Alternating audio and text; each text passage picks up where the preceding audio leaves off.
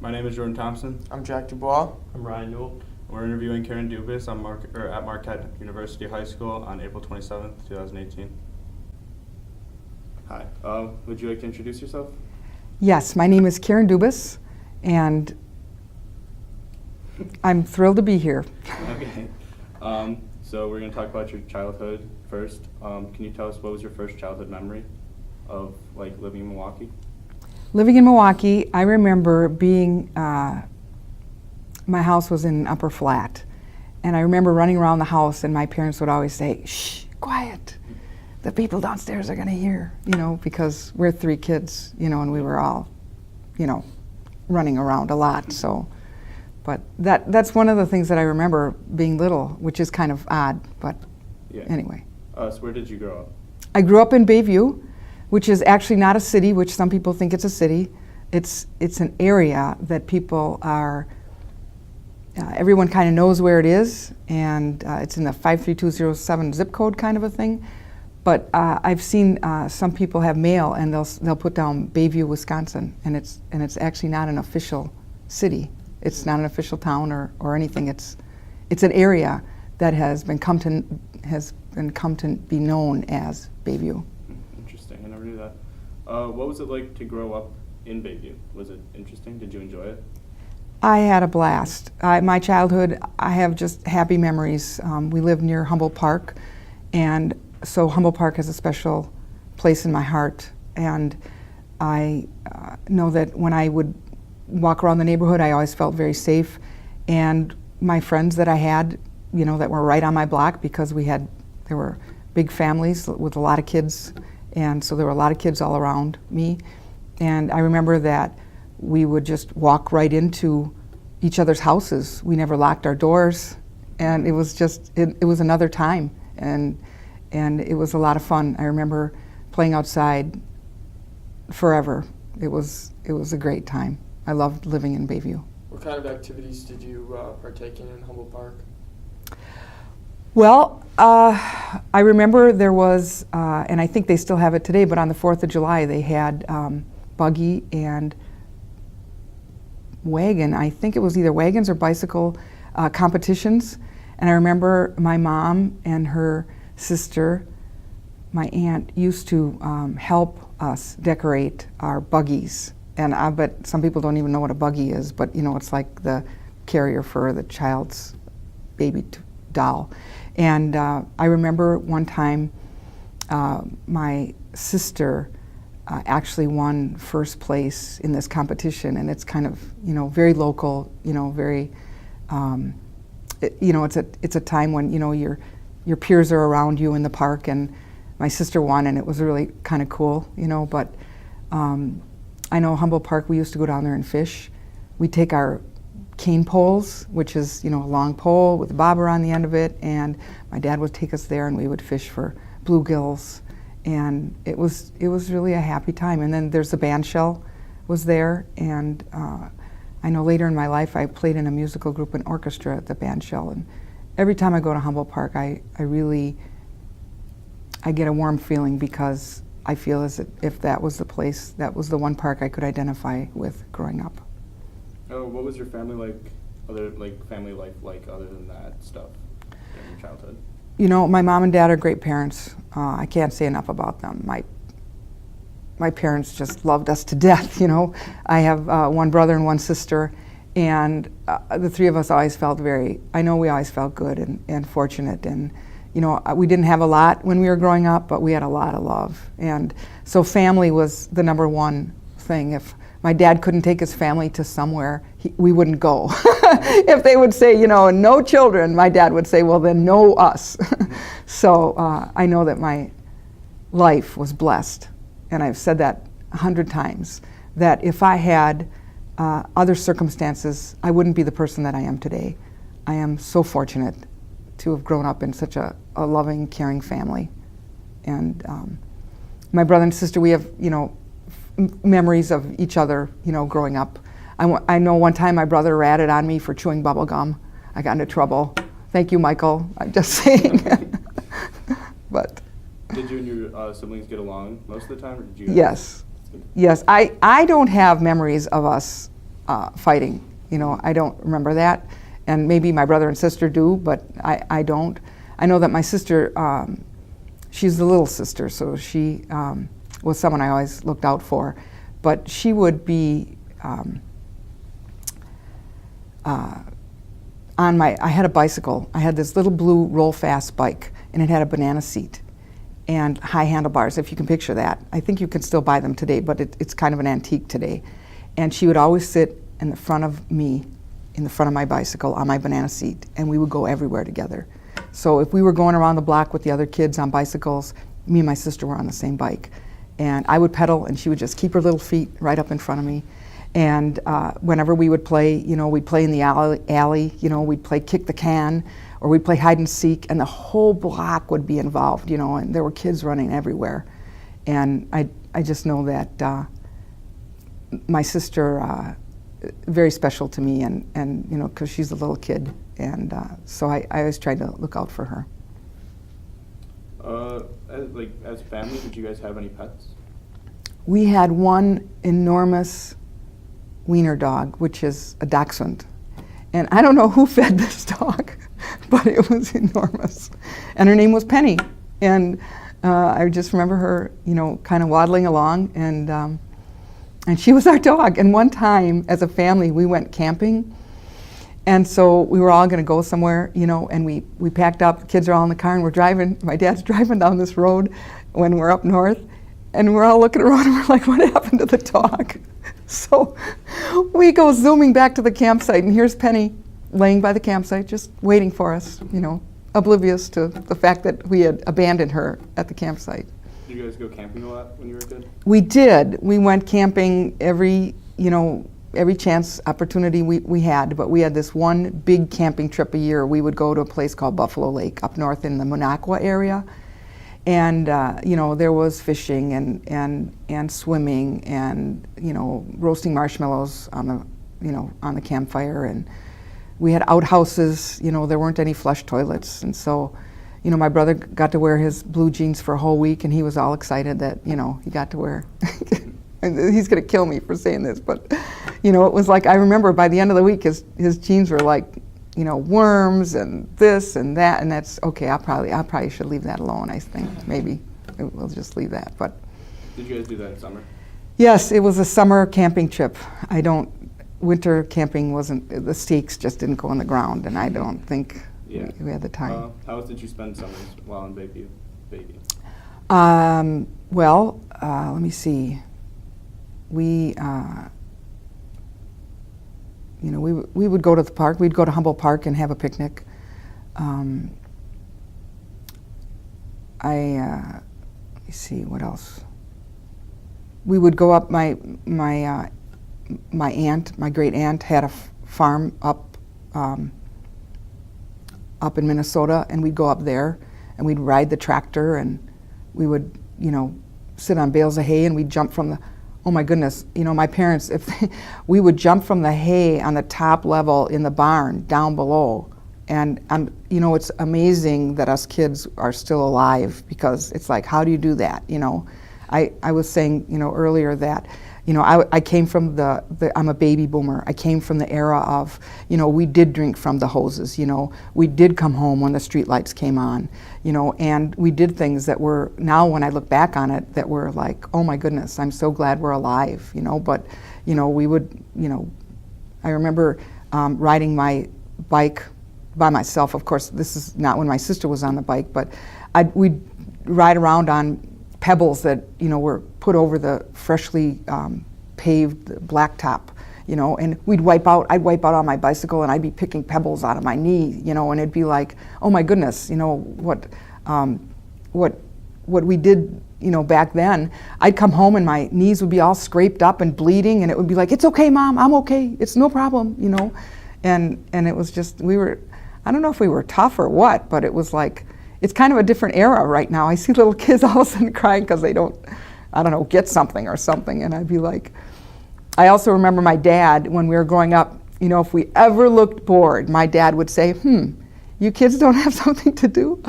I have something you could do. Let's go and dust our furniture, you know. And so we learned really, really fast that we never looked, you know, bored ever. We found something to do, whether it was reading a book or going outside or, you know, whatever. So. Did you have other responsibilities at home, like chores to do? I remember my brother having to take out the garbage. I remember that. And I remember doing a lot of dishes. You know, we washed a lot of dishes, my brother and I. We washed them and dried them and dried them and washed them, and we took turns and things like that. But as far as assigned, you know, tasks, I think it was just kind of like either understood, you know, or my parents would just say, hey, would ya? And we would do whatever they asked. Aside from like summer, where did you go to school in Bayview? I went to Immaculate Conception grade school, and that's where I got a really good education, early education as a Catholic. And I loved my school. I loved, you know, the discipline of the school. I loved my teachers. You know, I had an experience where I had the first male lay teacher at Immaculate Conception, and I remember his name was Mr. Drop. So Mr. Drop, if you're out there, you were a great teacher. Loved it, you know. And at the time, I didn't remember that there was a controversy, you know, of having a male civilian teacher, you know, because we were taught all by nuns. You know, it was like the nuns ruled, and they ruled by their rulers too. And I was a child growing up in that era. And I tell people that there was this little nun, and I don't remember her name, but I remember Mr. Drop. But I don't remember her name, and I remember that if the boys were naughty, they were put in a broom closet. And when I think about the broom closet, it was small and it was dark, and it put the fear in me that I would never be naughty, because the thought of going in that broom closet all by myself in the dark as like a first or second grader was just scary. And so those type of things, you know, you didn't have to tell me twice. I would never, you know, be doing things like that. But I forgot what the question was. It was about where you went to school. Oh, Immaculate Conception, Yeah. and it was a great school. I had, you know, many nuns, you know, so that when, you know, they were my role models, and so I thought to myself, wow, when I grow up, I want to be a teacher, or I want to be a nun, or, you know, or I wanted to be like a nurse or something like that. And so that's very interesting to me, considering where my career path actually left, where I actually found my career path to be. Did you have like many friends in grade school that you remember like spending time with, or was it just like neighborhood friends? I had two friends, one that lived across the street from me, and her name was Beth, and the one that lived across the alley from me, and her name was Donna. And I don't have any contact with them, you know, to this day, but I just remember with fond memories of both of those friends of mine that were, you know, we hung out together, we rode our bikes together, we would, you know, we were inseparable at times, you know, and it was a really good part of my childhood to have friends like that. So. Do you have anything else you want to say about Bayview? Any stories? Bayview is an incredible community. I remember sitting and watching the South Shore Water Frolic Parade as a little kid, and I remember going down, you know, to the lake, and I remember the street that I lived on was the only street in the city of Milwaukee that had bricks still as our street. And those, they called them like cobblestones, but they weren't like little stones, they were actually like red bricks. And I remember, you know, walking on it and driving on it, because when you drove your car on the bricks, it would be like blah, blah, blah, blah, blah, blah, blah, blah, kind of a thing. And at the time, I remember people always talking about how special our street was, because it was 1 block long. It was only our block on Clement Avenue. It was the 2800 block of South Clement Avenue. And at the time, I didn't really appreciate how cool it was. But now, you know, they've since paved over it, and I wish that it was still like it was, because now as an adult, I wished that I could go back there and see exactly how the street was, because it had affected, you know, my brain. It was something that was brought up, you know, I don't want to say regularly, but every now and then it was brought up about our street, and so that was kind of cool. Okay. And then you moved to Milwaukee after Bayview? I moved to the southwest side of Milwaukee, yes, Did you move schools then? So where did you Yes. I went to a school that is, it was called 78th Street School. That's on the southwest side. And now it's called something else. But I remember bringing my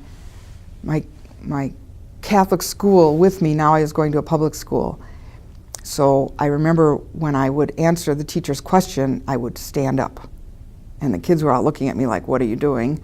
And I would stand up and I would read out of my book. And finally, one of my best friends, then growing up all the way through high school and beyond and to this day, her name was Jill.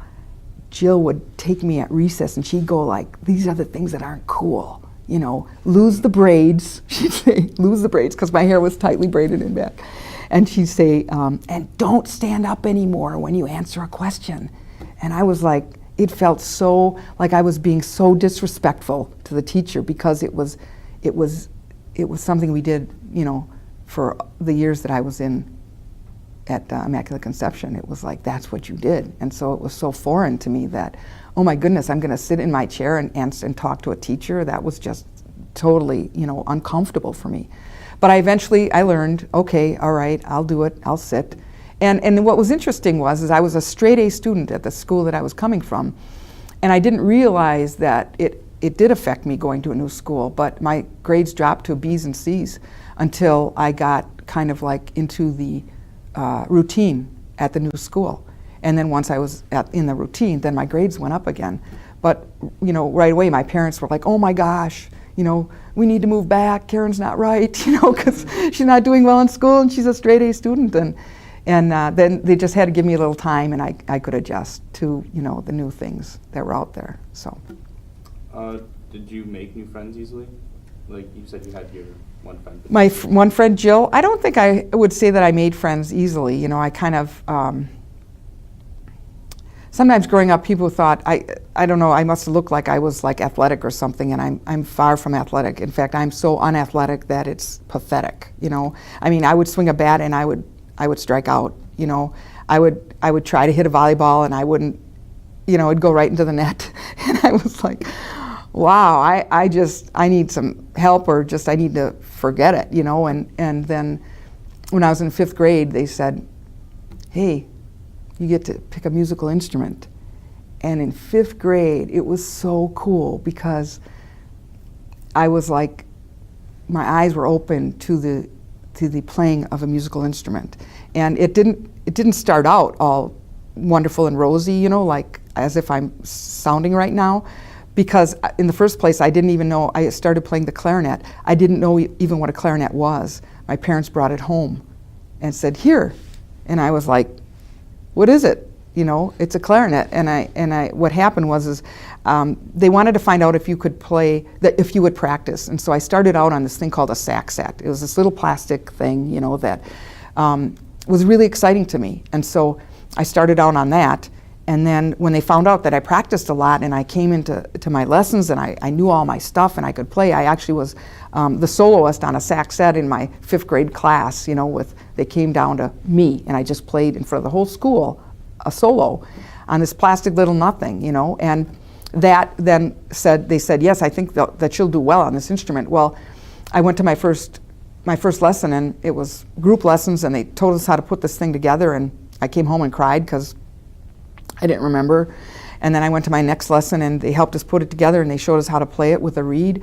And I came home and I squeaked, and I sounded horrible, but I kept at it. I persevered. I just was like, I'm going to do this. I can do this. I believed that I could do it. And eventually I just kept going to lessons, and I just kept, you know, I kept getting more familiar with the clarinet, and I was able to play it, and I kept playing it until I play it actually to this day. And so that's something in my childhood that I thank my parents for immensely, because music in my life has affected my life in such a positive way that I can't imagine my life without it. Did anyone else in your family play instruments, or were you the only one? My brother played the guitar, and my sister played the flute. And both of them, they don't play those instruments anymore, although I think both of them could pick it up and could still play a tune on on them. But to me, it was something that I really, you know, being such a sports failure, I was like, okay, I'm going to I'm going to try something else. And so I just want to say to all those people out there that aren't very good in sports or aren't very good in music, try the other one, because maybe you're good at something else. So. Aside from music and sports, did you have any other activities or clubs that you were in?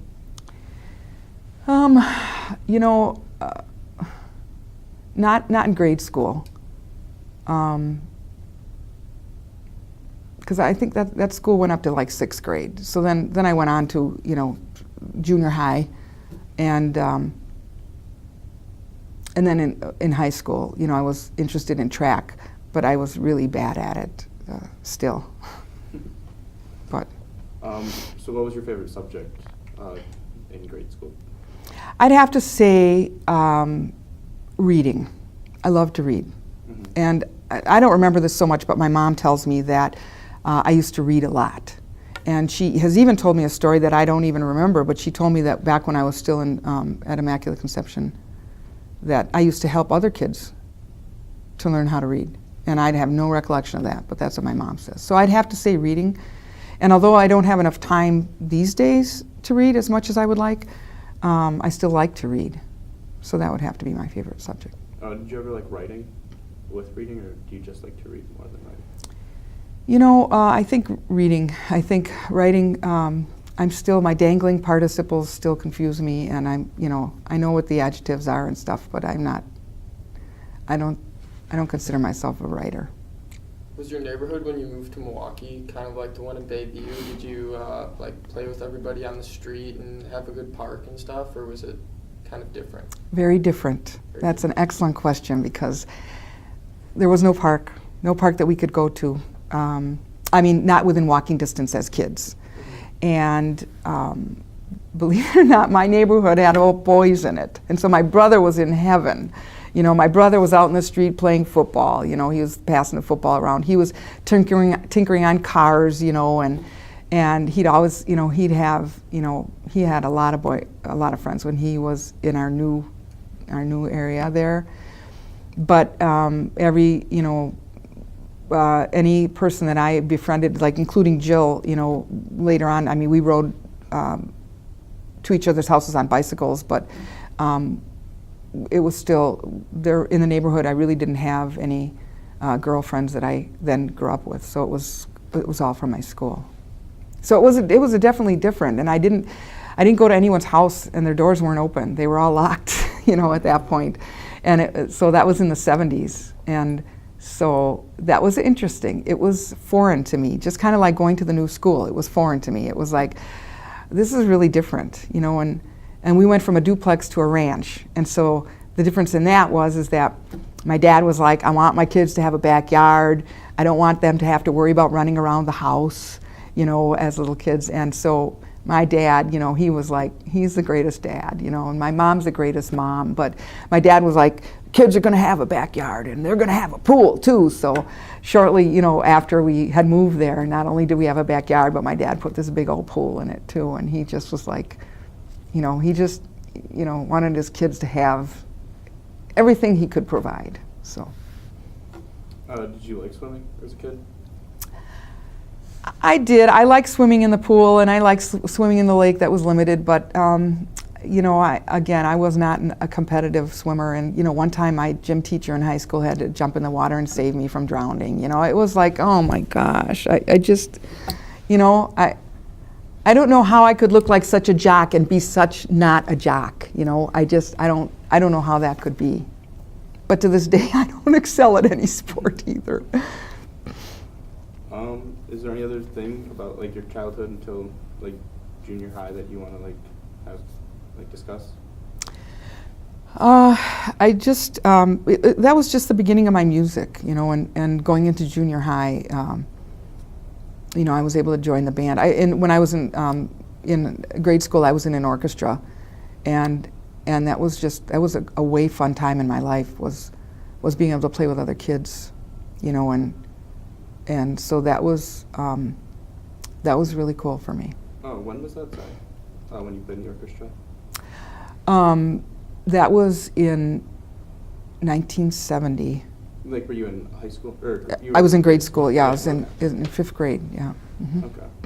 And then, so where did you attend junior high? Then I went on to Alexander Graham Bell Junior High, which it's not called that anymore either. But then I had an incredible band director. His name was Jack Watson. Again, I remember his name because he was very a very positive-minded and very supportive, and he played cool music. You know, we got to play. I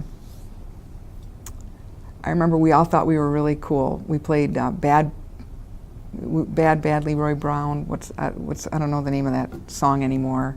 I don't remember. But is it Bad Leroy Brown? And we just were rocking out, and he had us. I played in the orchestra when we were there too, and he had us make up we made up like a bluegrass kind of a group, you know. And he was like almost the next step for me in my music, you know, because he opened my eyes to different music, and his support and support along the way with my parents and my music teachers, and now this next music director, Mr. Watson. He was just a really cool teacher, and so, you know, there were teachers in my life and my career that, you know, really made an impact on my life and influenced me to go further in music. And Mr. Jack Watson was one of those people. Oh, were your friends in the band as well with you? Oh, and that's the beginning of my band geek years. Yes, that's the beginning.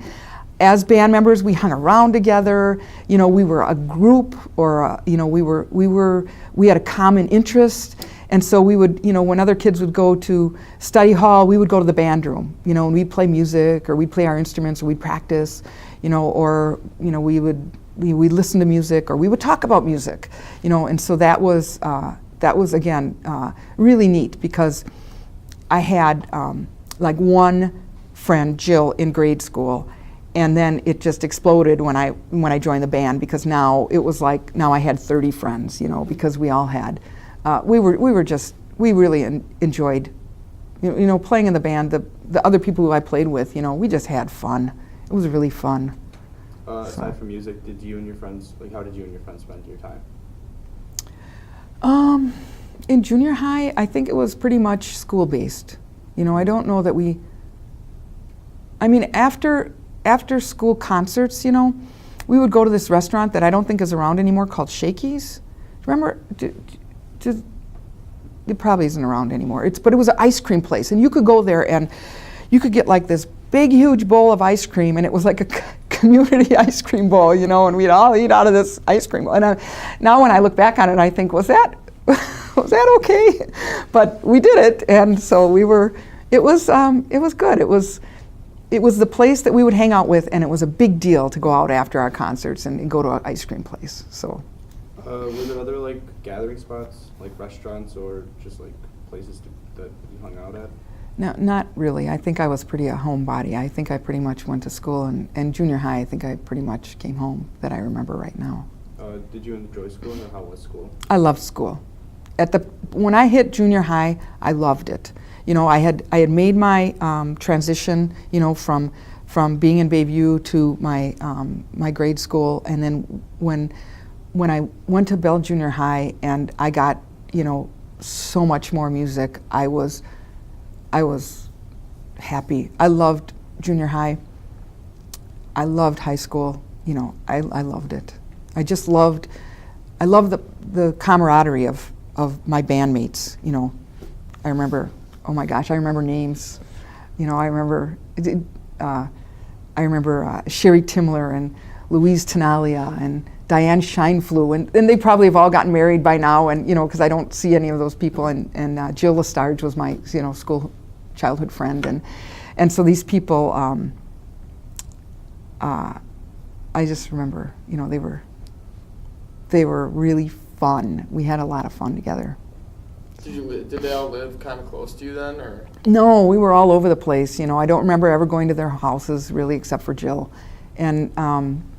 But our commonality was being in school, and just any free time that we had, we would hang out together in school. So. And then after junior high, where did you go to high school? Alexander Hamilton, and that is still called Alexander Hamilton High School, and I loved I love my high school. I loved, I went to a Milwaukee public school, ever since coming from, Bayview, and my education was great. I thought I was well educated. I met Mr. Dale Four in high school. He was my band director, and again, another incredible person, director. He made a big impact on my life, and he was very supportive of me and my music. And I not only got to play in the band, I played in the orchestra I remember my orchestra director was fabulous. Her name was Michelle Goodberg. And I had opportunities I took up the saxophone.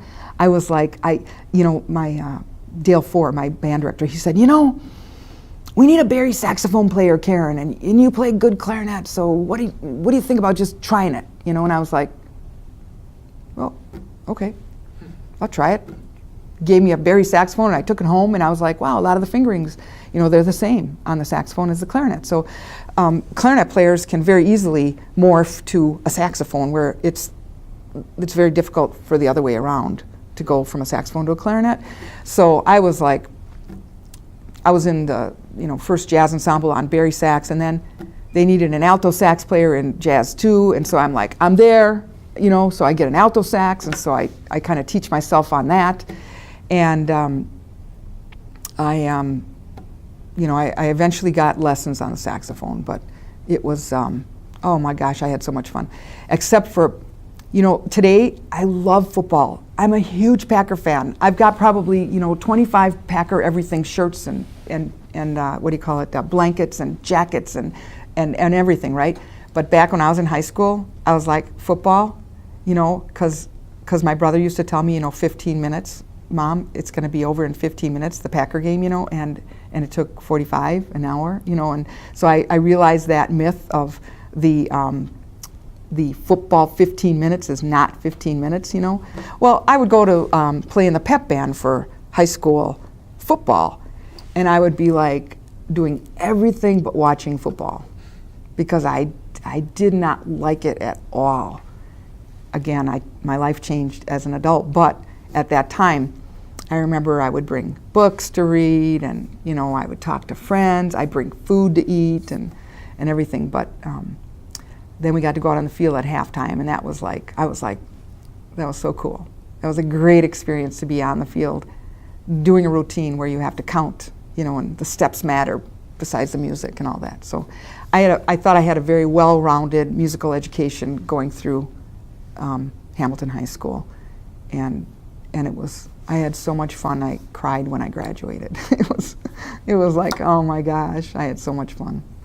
I hope everybody has fun in high school, in school. While you were in high school, did you have a job, or how did you spend your free time? I did not have a job because I was also, at that time, I was in Music for Youth, which is now the MISO, Milwaukee Symphony Orchestra Junior, orchestra, and I was so much into my music that I would be in the high school musical. I was in the pit band for till 5 or 6 o'clock at night sometimes. I would come home and eat, and I would practice. There were times when I would come home, I would do my homework, and the first opportunity I had to practice my clarinet, which I practiced 4 hours a day in high school, was at 10 o'clock at night. And so here's where my parents come into play. Unbelievably so, because my bedroom was right next to theirs. I was in my bedroom at 10 o'clock at night until midnight, most nights, because that's the first opportunity I had to practice my clarinet lesson music.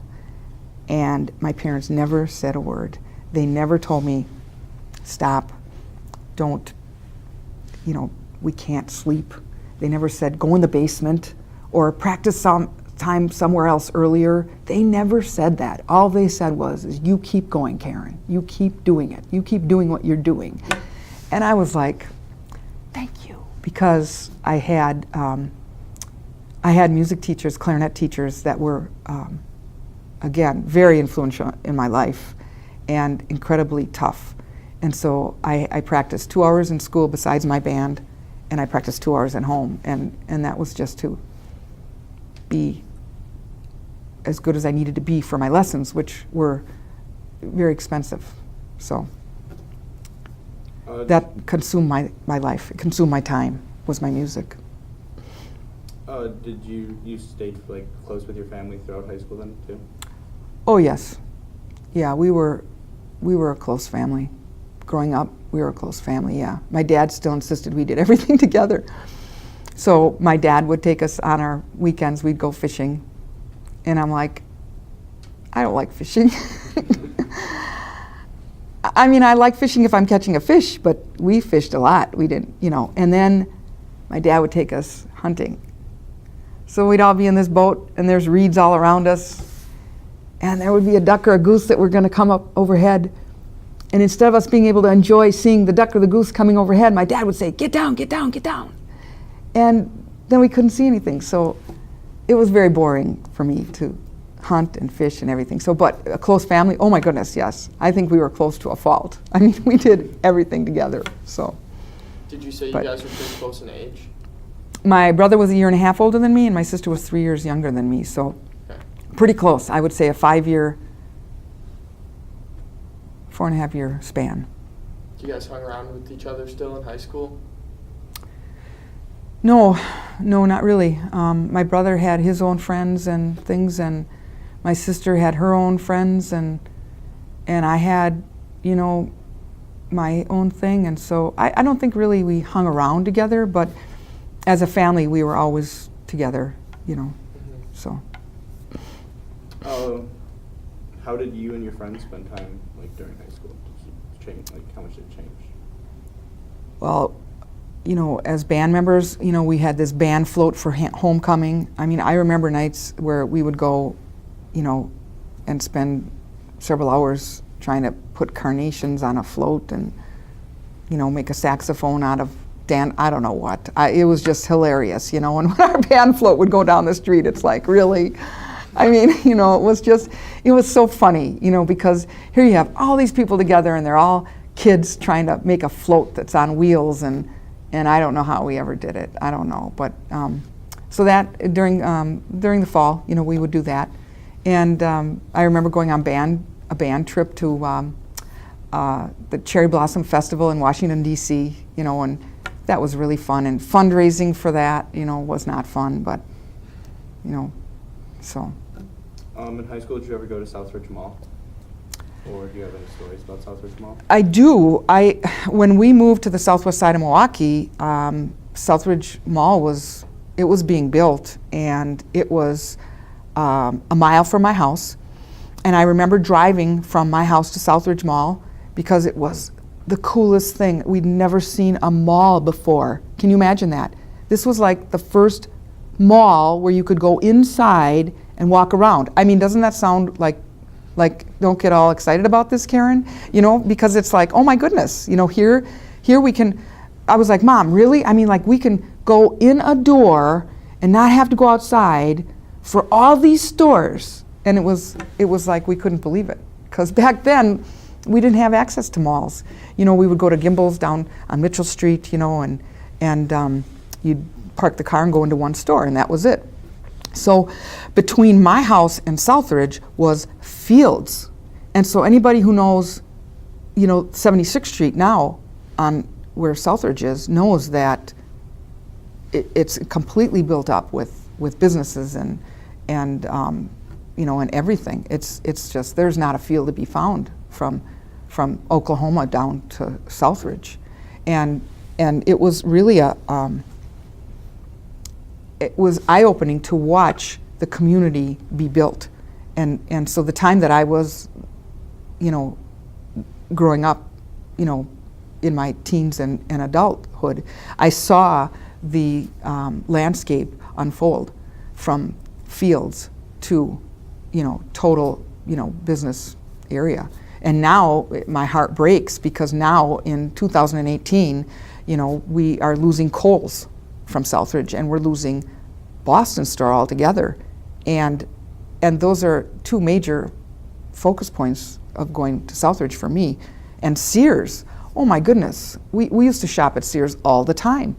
And so to see these stores that I've known all of my life all of my life that I've known, to be gone is just kind of like shocking to me and unnerving to the point where I don't like it. I don't like that change. So you mentioned shopping a lot. What was kind of like the trends for like clothes or shoes at the time when you were going through high school?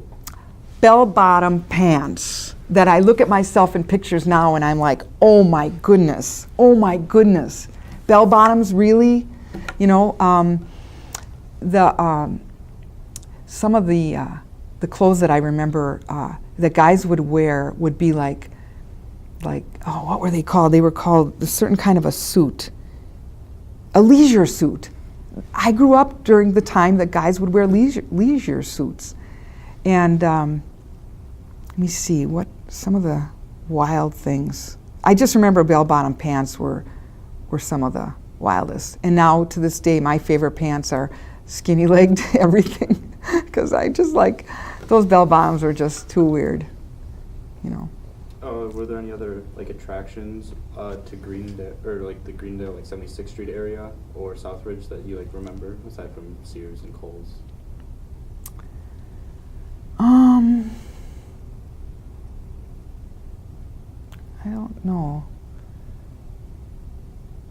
I don't know. Did you ever go to like Summerfest or any other like ethnic festivals in high school? I did, and that's another place that has severely changed, because when I was this would have been in the 70s, 80s. Summerfest had their main stage, and it was like just bleacher seats and a stage where you could like practically like touch the artists. And I remember going to a concert, a Willie Nelson concert, and back at that time I really loved to listen to country music and and other music too, but I loved listening to Willie Nelson, and I was there and it was freezing out, and I was wearing like a tank top and short shorts, and I froze the whole concert. And the thought of going and buying a sweatshirt there never occurred to me, because I was like a young kid and you don't have money, and it's like, but I remember the concert, and it was a great concert. It was great because you could get so close. Now, they have, everything is much, much bigger, and you can still get close. It's a great venue, Summerfest grounds, great venue, but that's one of my cool young memories, of that big stage that was really comparatively little in today's standards. Was Summerfest like a big thing for kids to do back then? Yes, it was more of, I want to say, more of a family type environment than, and I shouldn't say this publicly really, because I'm sure Summerfest wouldn't like, but I just remember, going there as a family, whereas now I would go there as an adult, but if I were to take children there, I would go during the day, early morning time. Mm-hmm. So. Did you spend time like downtown Milwaukee, or like any stories about Milwaukee in high school? Downtown Milwaukee.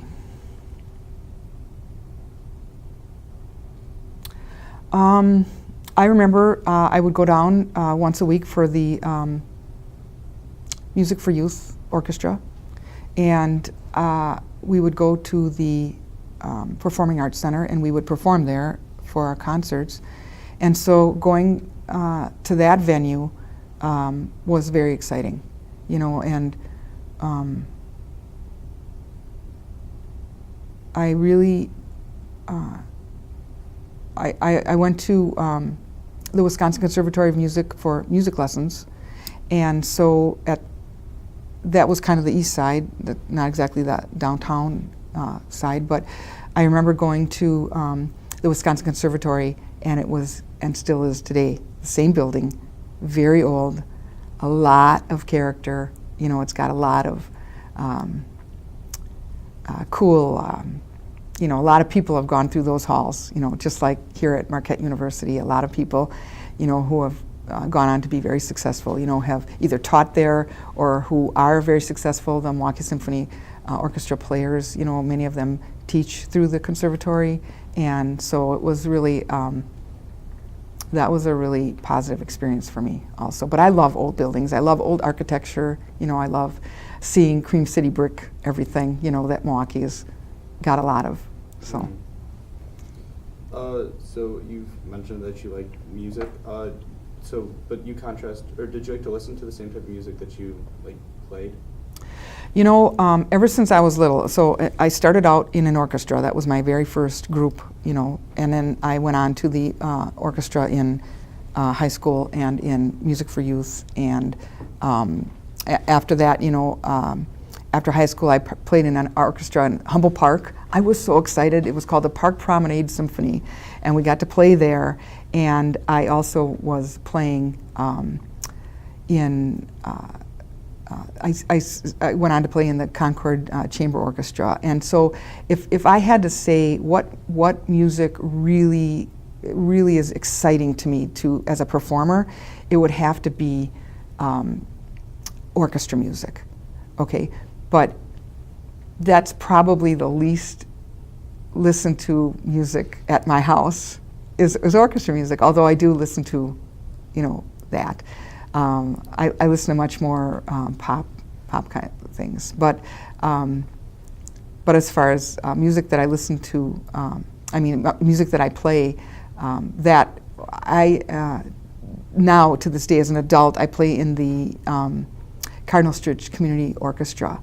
And I find that to be incredibly exciting. I love to play orchestra music. What instruments are you all able to play? I was classically trained, and where my parents spent a lot of money in the clarinet. So most of my education was through the clarinet and the alto saxophone. I also play the tenor saxophone.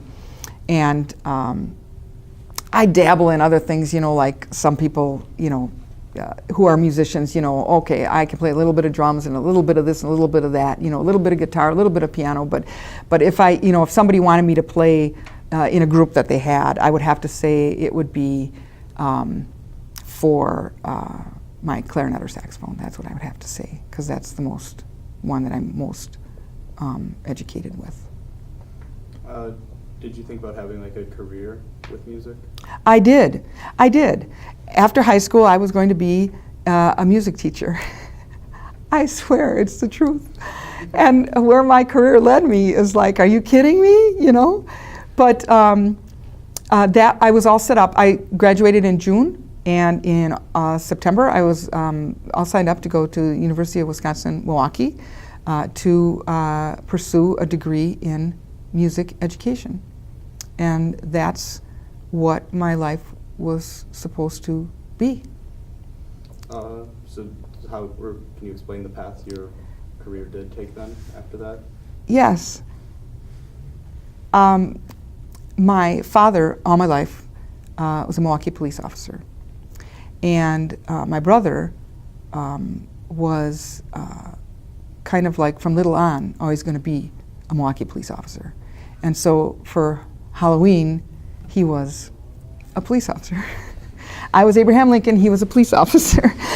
And, I was a pumpkin, I was a robot, he was a police officer. So, in the summer of my graduation year, my brother signed up to be a police aide with the Milwaukee Police Department. And at the time, my mom, women weren't on the police department, and so it was just beginning, in 1975, and this was like 3 years after that. And so my mom told me, Karen, go with your brother, and sign up, and see how far you get, because it was really hard for women, and women weren't making it.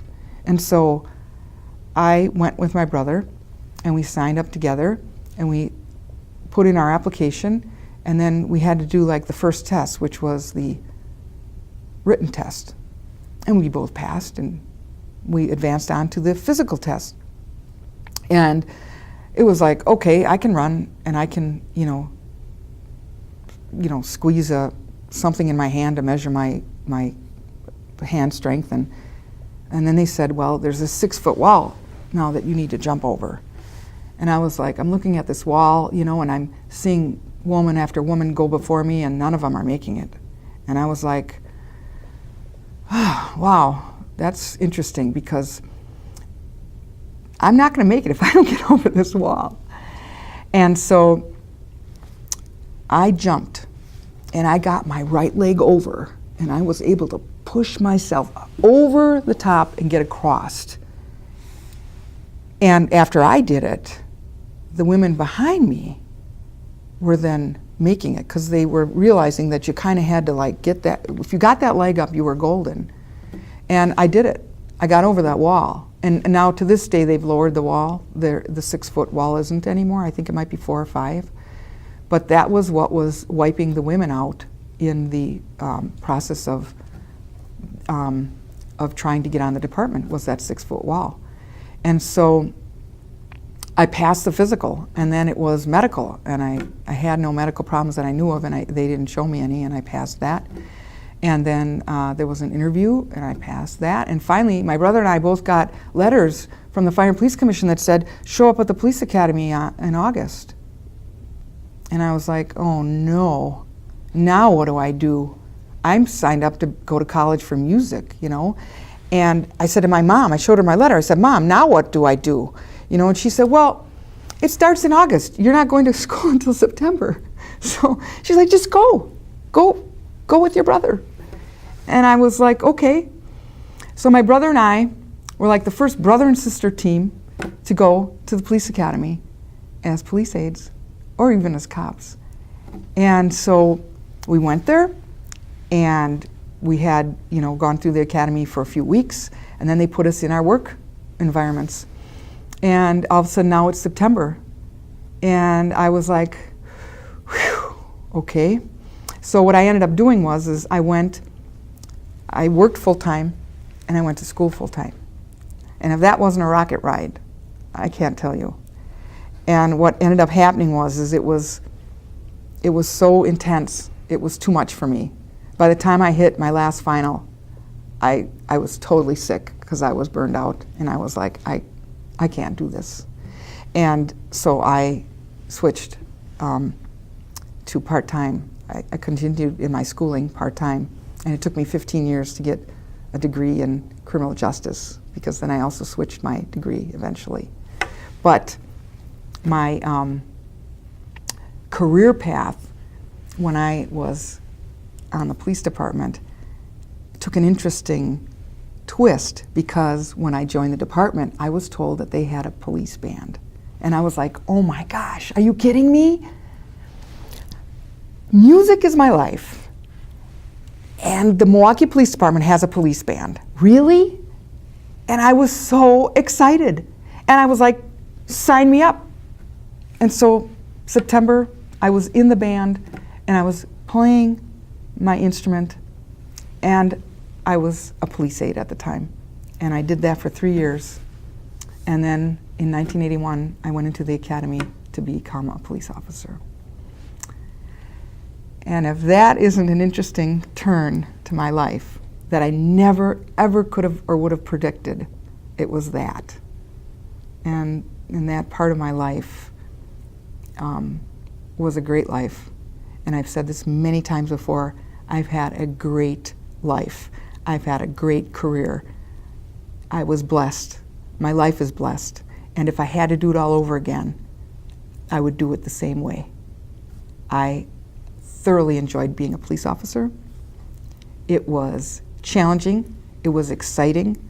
It was totally different than all of my friends that were music majors who were extremely poor.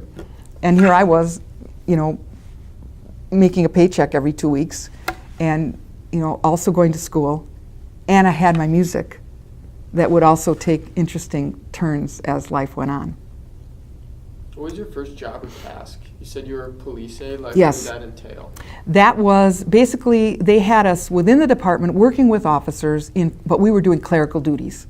So I was in the traffic bureau as my first assignment as a police aide. And so I did things like I answered telephones, answered questions about tickets, because right behind me was an entire wall full of hard copies of citations that people were issued in the city of Milwaukee.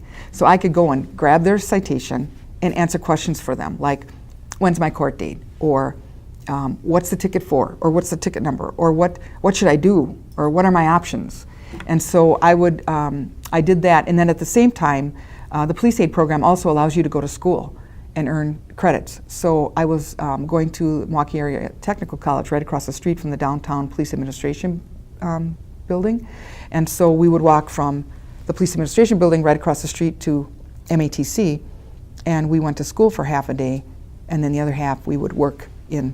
My first job was the traffic bureau. And I'll tell you, it was really interesting back then. It was the late 70s. In the late 70s, I had these old crusty cops that were like looking at me, you know, you could still smoke in the building at the time with a cigar in their mouth going, "Hey kid." They looked me up and down because like women just weren't in this field. It just, you know, when I came on, there were like 12 women, female cops total on the whole like 1,800 person department, you know, 12. So women were an anomaly. They were, you know, I think, you know, the old crusty guys were kind of looking at women like, I don't know, can they do it? I don't know. Maybe they can. Maybe they can't. I don't know, you know. And so sometimes, you know, they would treat us just like all the other police aides, you know, where we didn't feel like there was any kind of a difference. But I remember, you know, you couldn't wear earrings with your uniform, and respectfully so. And even as an officer, it's dangerous to wear earrings with your uniform because, you know, earrings can be pulled from your ears, and that could distract you from the, you know, whatever's at hand. But I remember I wanted to get pierced earrings as a new police aide because, you know, I was 18 years old. You know, that's what we did back then. We got pierced ears, right? Now everything else on your body is pierced. But at that time, it was just ears. And so I remember my old, oh my gosh, he was the commander of the traffic bureau, you know, and he kind of like walks up to me and he looks at me real close and he goes, "Dubis, what's in your ears?" And I stood to attention and I'm like, "Sir, it's my new earrings." And he was like, "You can't wear earrings." And I said, "Yes, sir, I know, sir." I said, "But these just have to be in for 2 weeks, sir, and they're starter earrings, and then after that I'll take them out and I'll never wear them again." And he's like, and he looks at me, you know, and he squints and he goes, 2 weeks. And 2 weeks to the day he came and he looked at my ears because I took them out. I counted. I was not going to cross this guy because he was, you know, I did not want to feel his wrath, you know, because I was still, you know, stigmatized from, I was going to get thrown in the closet, you know, back in grade school.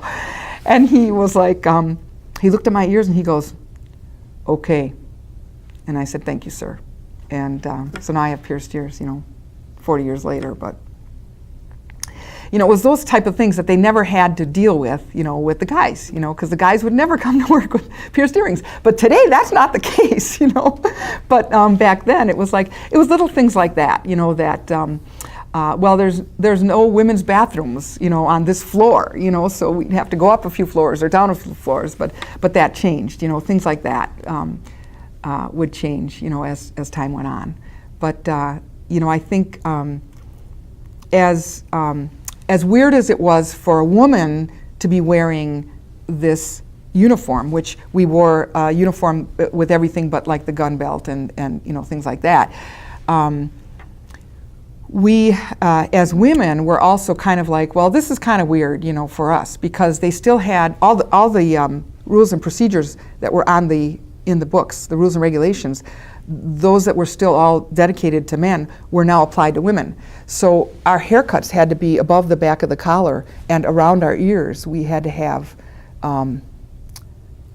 what did they call them? Like, I don't want to say white walls, but they had to be shaved around our ears. And so as women, it was like, oh my goodness. I have always, like in my adult life, had short hair, so it wasn't that tricky for me. But some of the women came on the job with long hair, and it was gone through the academy. It was like day 2, lose it, you know. And so I think that was more difficult for them. But you know, it was definitely back then. It was a learning experience for both, for the women and for the men.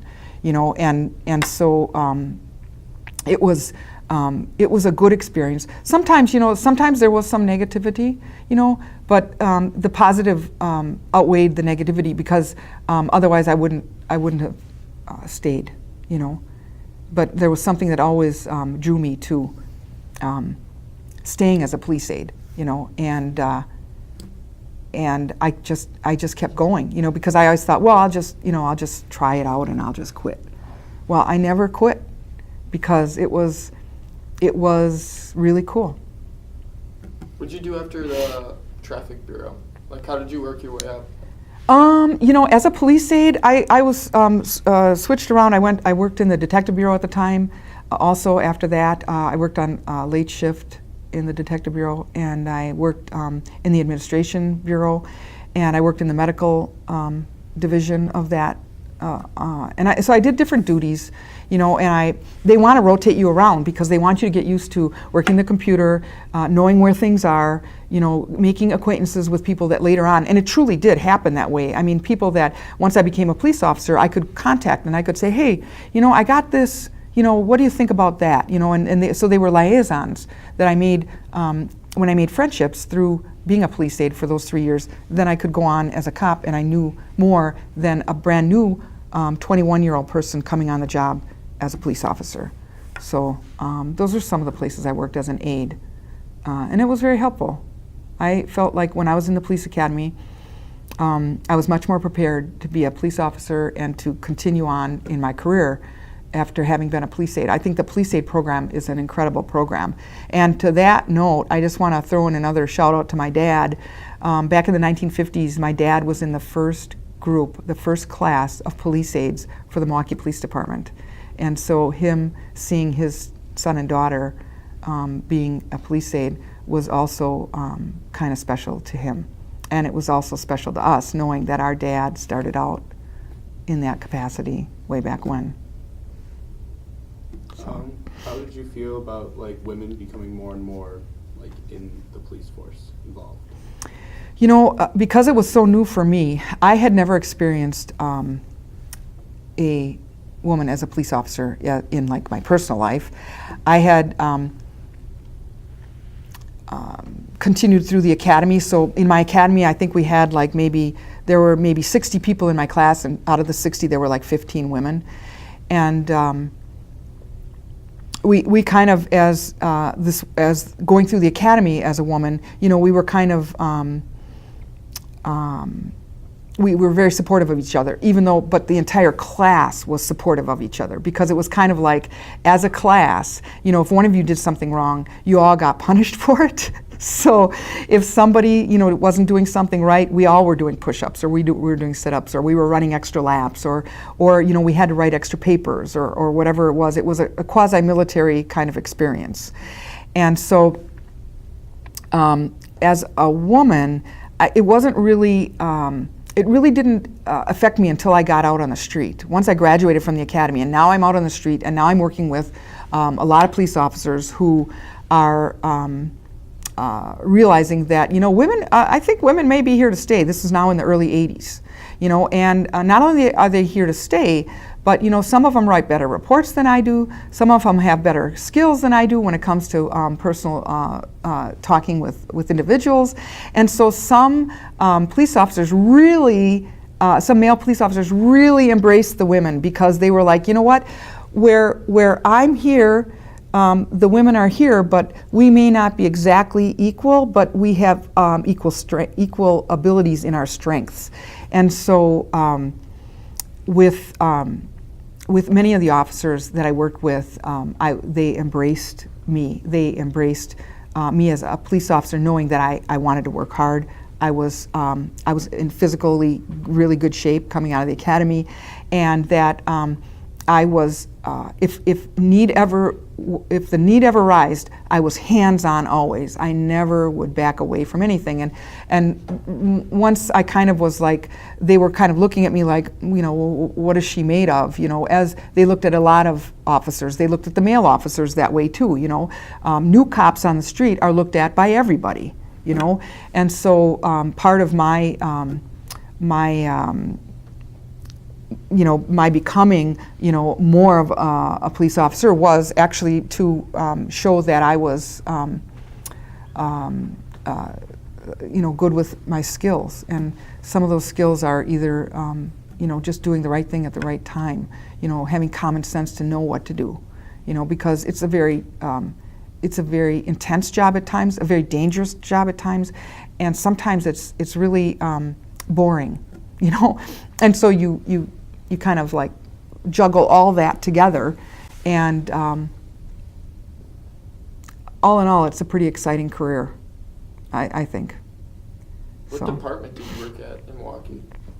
When I first came on the street, I was on the south side of Milwaukee. I worked at District Number 2 at 2nd and Lincoln, and I worked there for 10 years. And during that 10 years, I was assigned to many different squads. So I worked almost the far south side, the middle of the district, all the way to the north side of the district, which it's quite a melting pot in that district. And what's really cool about it is that your contact with the community is very diverse, because it's a very diverse population. We have a lot of different ethnicities that live in District Number 2, and so sometimes you have to be more sensitive to differences than from where I was maybe brought up in being a female, or being white, or being, people are different, and you have to approach people in ways that, you can communicate best, or that you can help them best, and sometimes, we would come across somebody that was, either homeless, or had mental illness, or had been a victim of a severe crime, like sexual assault. And sometimes, there were homicides, and, there was an array of crimes that we would be sent to, that we would investigate. And so sometimes it was just a matter of, being on patrol. And being on patrol can also be very exciting. I remember one time coming upon a house that was, smoking. Smoke was coming out all the windows, and myself and my partner ran into the house to get the people out. Well, the problem was that at that time, the people in the house all spoke Spanish, and none of them spoke English. And so we were trying to communicate with them, and actually, with the smoke around them, they kind of were getting it. But we had to make sure that all the people were out of the house, and we did that before the fire department had an opportunity to respond. So, different things that you encounter on patrol. I remember walking a beat down Mitchell Street. This Mitchell Street was the area that I grew up on. We would go shopping at Goldman's. Goldman's, we would sit around the counter, and that's a story now that I had kind of forgotten about. But I would go shopping with my grandma, and we'd sit around the counter, and we'd have a chocolate milkshake and a hamburger, and that was Goldman's was just like the coolest store. Oh my gosh, I loved to go there, and I loved to get some food and things. And way back then, if my grandma ever saw a person that needed food, or looked like they, were a little bit down on their luck or whatever, my grandma would drag them into Goldman's and say, I want to, pay for this person's food. One time we were at the counter, and my grandmother saw somebody going from plate to plate, eating the remains of this stuff that was left on the plate for this person. And my grandmother would say, you give that man a meal, and here's the money, and she would pay for it. And so life lessons as a little kid, I learned some, very good lessons, not only from my parents, but, from my grandparents too. But as a new cop, I knew that I was involved in something very exciting. What was interesting to me in the academy was the women that I were all there with were all women that all had wanted to be a cop for many years. And here I was, I came on the department wanting to be a musician and being a teacher, and here I was now in the position to be a police officer, and I was like, well, what is this all about? I know what it was all about with my dad, but because my dad always had stories, but I was learning. It was 10 years of being on the street. I learned a lot. I learned a lot about life. I was in my 20s. I learned a lot about people. I learned how to be a better cop, because the more experience that you have, the better cop you are. And so when you first come out on the job, you learn a lot from your peers or from the people who have come before you. And so that was a great experience for me. And then I went on in my career in the 90s, in the early 90s, to be a detective. And that was another incredibly awesome, great career move. I loved being a detective. It was a whole nother world. I was on late shift, but I was investigating violent crime and robberies, and I went throughout the whole city. So the city of Milwaukee was my area, and so we went everywhere and investigated everything, and that was really an eye-opener also. So I got to see a whole lot that a lot of people don't see. So. Do you remember any stories from, I guess, working on the street or investigations or anything you'd like to share? Oh, gosh, you know what? When you get a bunch of cops together, that's all we talk about is our old cop stories. And, in my family, that's in my younger years, that's what we would talk about, our latest, greatest, whatever it was that we, what we did.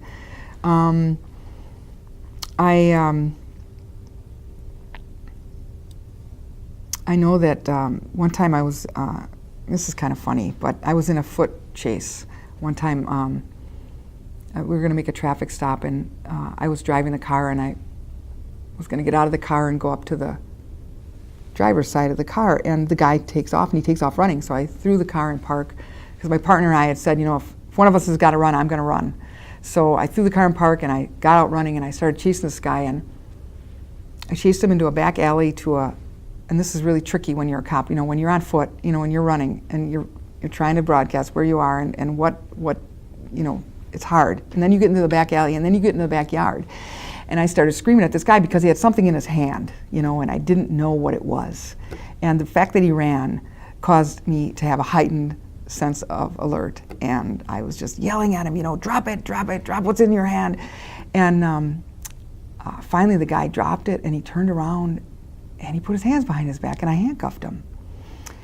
And I picked up what he had, which was a wad of keys, and it also had an extender thing. It was like this black, kind of a small, round, now it wasn't a billy club, but it was like a small something that was like, it could have looked like a gun's barrel, okay? And so when I got back to the station, and he was in there, and he was being booked, and I said to him, I'm just curious. I said, I don't get it. I said, I thought I really would have a fight on my hands. I said, why did you drop what you had in your hands? Why did you turn around? Why did you, why? And he said, lady, you were talking so crazy that I thought you were gonna shoot me or something. And he said, so I wasn't gonna take my chances. And I laughed so hard, and I thought to myself, oh my gosh, he thought I was so crazy, because I was yelling at him. I was like, drop it right now, drop it, Milwaukee police, drop it. And so that was just kind of a cute, I just remember it was a feel-good story, because, everything turned out really good, But, some of the drama and the trauma and the horrificness that you see, senseless things, like investigating as a detective, going to a convenience store, and seeing person who was murdered that on videotape totally complied, totally did what the robber wanted them to do, and the robber, for no good reason, shot and killed this incredibly wonderful worker at this location. And so that just hurts my heart. It's like those kind of things, and then things that happen to little kids, child abuse, or one time I went to a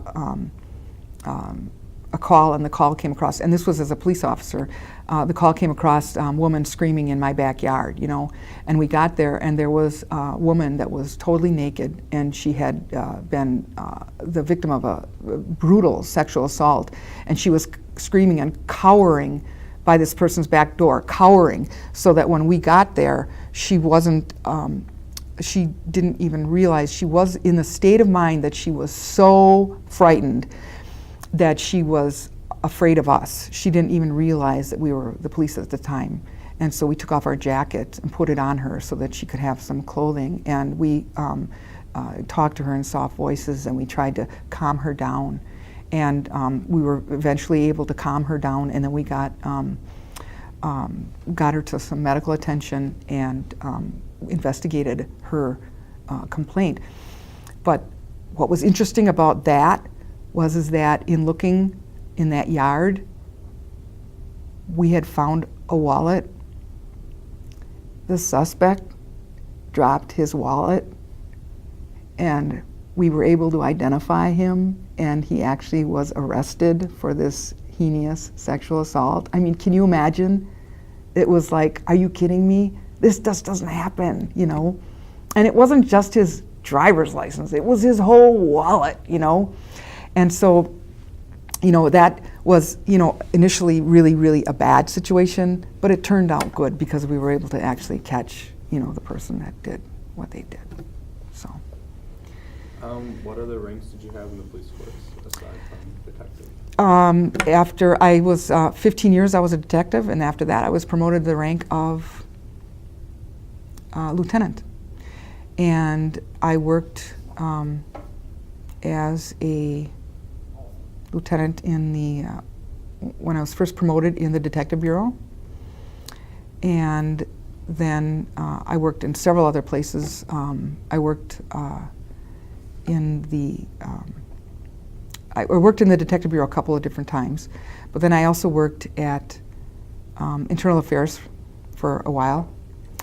And I worked in District Number 1 downtown. And I also worked at a place called OMAP, which was the Office of Management Analysis and Planning. And one of my very favorite assignments as a lieutenant, and I actually retired as a lieutenant in that position, but one of my favorite assignments was working at District Number 1. And the reason for that is because at District Number 1 I got to work with cops again. And the cops were just incredible. To say that I love them is you know, putting it mildly. I absolutely loved working at a district. I love being able to go back out on the street again, but in a different capacity. So now I was going back and I was seeing how the officers were working, or I was being brought the work that the officers were making. And at that time, I was looking at the district in the downtown area. That's what District 1 encompasses. And at that time, the district was comprised of a few specific problems, specific more to the downtown than to any other district, and that was we had a lot of homeless people in our district.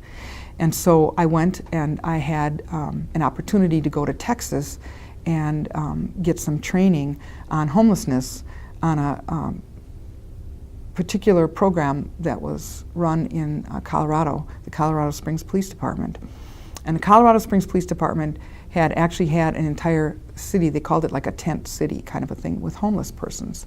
And so I went and found out what they did. And I came back to District Number 1 and implemented with my cops at District Number 1 on the early shift. I was on the early shift, I worked 4 p.m. to midnight, the homeless outreach team. And it was the first time that we had a homeless outreach team. And the basic premise of that team was to have, I had 2 officers, that was the beginning.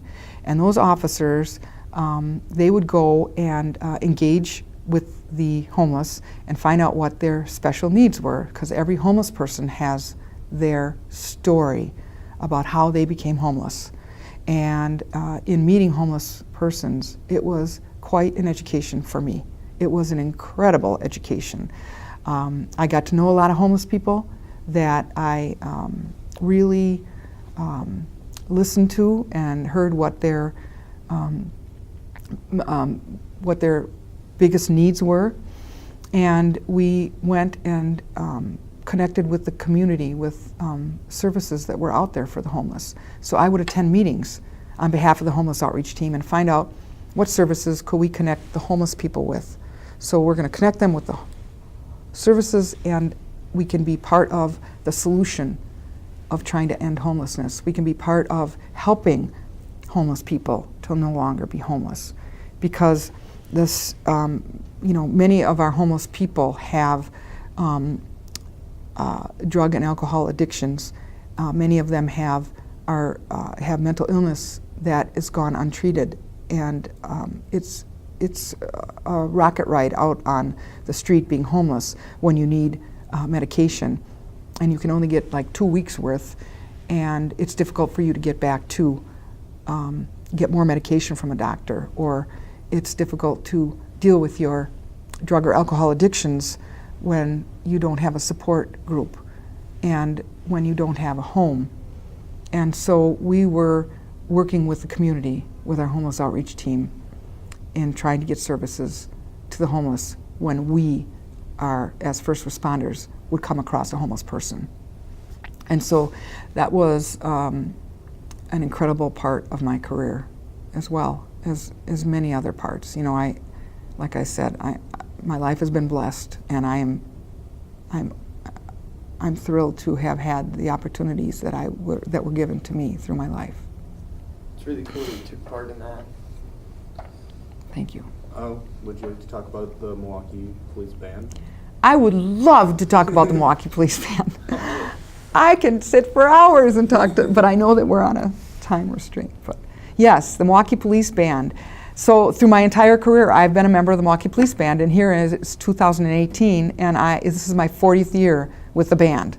And back in 1999, Chief Arthur Jones appointed myself and an officer, Bobby Lindsay, at the time, as co-directors of the band.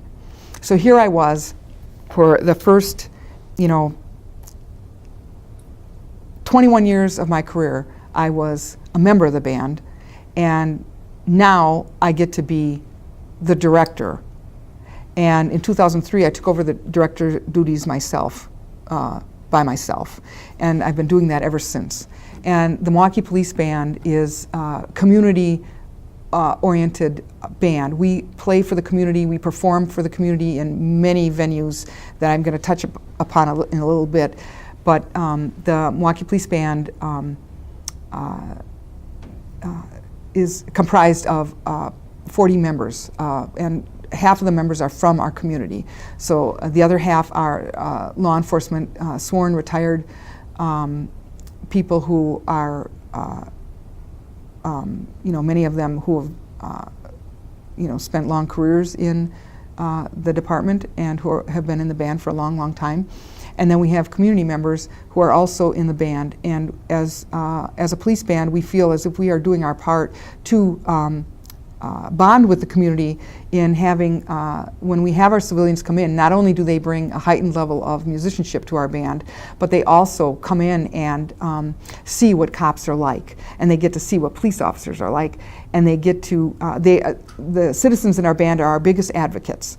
And they go out and they have all kinds of good things to say about police officers because they see them firsthand. They see them as musicians, they see them as cops, they see them as parents, dads, moms, they see them as brothers and sisters, they see them as real people.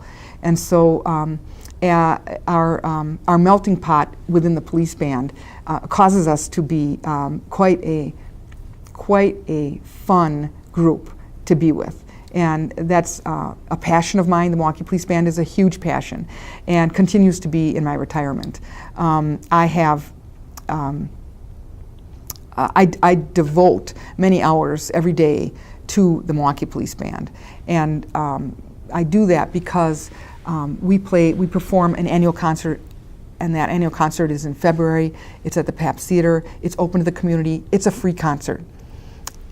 Everything that we do is free, and it's for our community, and it's to try to use music and as is in the capacity of police officers and bridge a gap that may exist, if it does at all, between the community and the police.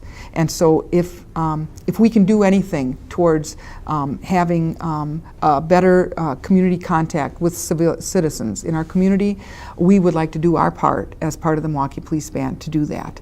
And so in that regard, we have a concert in the summer, and we've done this for the last few years at the Peck Pavilion. It's a free concert. It's August 19th, and it's a concert that has department members come, community members come. It's free and open to the public, and we try to entertain.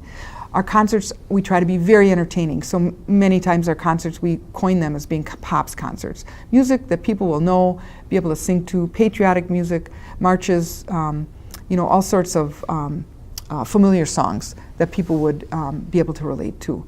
And we also have another component to our band is about half of our band are involved in our elementary school concerts. We have pared that group down. We're a smaller band when we appear at the elementary schools, and we call ourselves the Blue Coats, which is a reference that the Milwaukee Journal-Sentinel made back in the 1920s to the Milwaukee Police Band members as Blue Coats. And so we call ourselves the Milwaukee Police Band Blue Coats, and we go to elementary schools and we perform. And we perform in that capacity to try and we reach out our hands to the children, and to children who have never had opportunities to be close to police officers, or who have had opportunities that may not have had a positive experience. Maybe we can be that positive experience that would cause the children in elementary schools to ensure that the children know that the police officers are there always to help them in any time of danger or anything else. How has the band evolved since you first joined the band? Well, I like to think that we've gotten better and better and better. Our concerts are well attended. We have over 700 people at our annual concert. We also we are an extension of the Milwaukee Police Department. We perform for all of their recruit graduations, merit award ceremonies, the law enforcement memorial, the special mass for officers, Mass of Blessing it's called, at the Basilica of St. Josephat. So anytime the police department wants us to perform for any celebration or ceremony, we are there. And so I know that has been expanded through the years, but that now is part of our staple. It's part of what we do. And we're always trying to look at different possibilities. Right now I'm looking into the possibility of putting together a small group that we get many requests to perform. And there are times when we just can't because our schedule does not allow for it. And so if I could take a small contingent of maybe 5 to 10 band members, and anytime we get a request to perform, we can shoot out to do different ones. That would that's in my future. That's what I'm looking at towards doing, because we do as much as we can. May, like right now, is a very important month for us. We're also going to be performing down on the BMO Harris stage at the Summerfest grounds for the Milwaukee Public Schools Fine Arts the City Festival. And that's something that I remember doing when I was little. I was in the All-City Orchestra when I was little, and now as in the police band, we're going to be performing along all the other kids of all the other Milwaukee Public Schools that are performing in arts and dance and music, and we're going to be able to perform there too. And so that's really exciting for us. But we have a pretty big schedule, and I'm proud of that. But we have to be very particular at where we perform, because I don't want to burn anybody out. So as far as through the years, I think the band sounds great. I think that we try really hard. I think we have an incredible group of musicians, and so. Earlier you mentioned you retired from the police force. Yes. What was that transition like from going to be retired? I retired in 2015, and then at the time, Chief Edward Flynn allowed me to be the band director in my retirement, and that was a very happy moment for me, because now I have more time to devote to the band, which is all volunteer. I'm not complaining. I'm actually saying I'm thrilled that I have more time to devote to the band. But in other aspects of my life, I also am able to play in the orchestra that I play in. I have a swing band that plays 30s and 40s band music, we're kind of like the Milwaukee Police Band has a jazz ensemble, so there are times that we perform with our jazz ensemble. We'll be at Bastille Days this year in June, and that jazz ensemble, when it's not appearing as a Milwaukee Police Band jazz ensemble, has kind of morphed into the Swing of Pearls, so that we can go out and we can perform for many different events that we wouldn't perform at as the Milwaukee Police Band Jazz Ensemble. So I'm involved in that. I also am involved in some childcare with two really, really special little nieces of mine, and so they keep me on my toes. They challenge me every day to be off of my chair and in the backyard, blowing bubbles, playing in the sand, running around crazy, and so they light up my life. And so I try to go to concerts. I love going. I'm a member of the Milwaukee Symphony Pops series. I love to go to their concerts. I love just hanging out, going out to dinner with friends, or doing things. I'd like to think that I have more time now since I'm retired, but I got to tell you, life is crazy in retirement, and it's a good crazy though, because everything I do is because I want to do it, and so it's again through my retirement I'm blessed. I'm blessed. So you grew up Catholic, and you mentioned playing at St. Josephat. Are you part of any parish here in Milwaukee? I am part of St. John the Evangelist parish, and I was one of the first female ushers at that church. I just want you to know that it was really, it's a good parish. I've been there, it's been now 48 years I've been a member of that parish, and it's got the biggest church festival in the city of Milwaukee. And my swing band was actually able to play there a few times. So I'm very thankful for them for that opportunity, because I'd wanted to do that all my life. I've gone to the parish festival, forever. And as a little kid, I always wanted to play at the festival. And I had that opportunity. And so that was very nice. But St. John's is, it's a good church. It's got a lot of good people in it. And I'm glad to be a member of that church. Is there anything else significant that you would like to include in this interview? I'm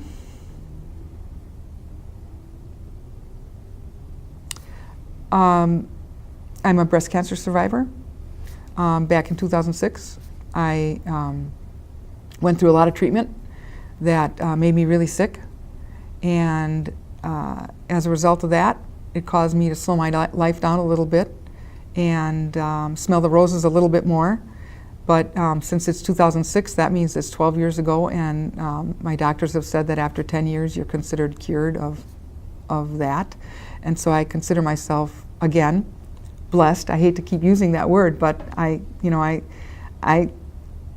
just can't, I can't say enough about a great life that I've had. So thank you, Jesus.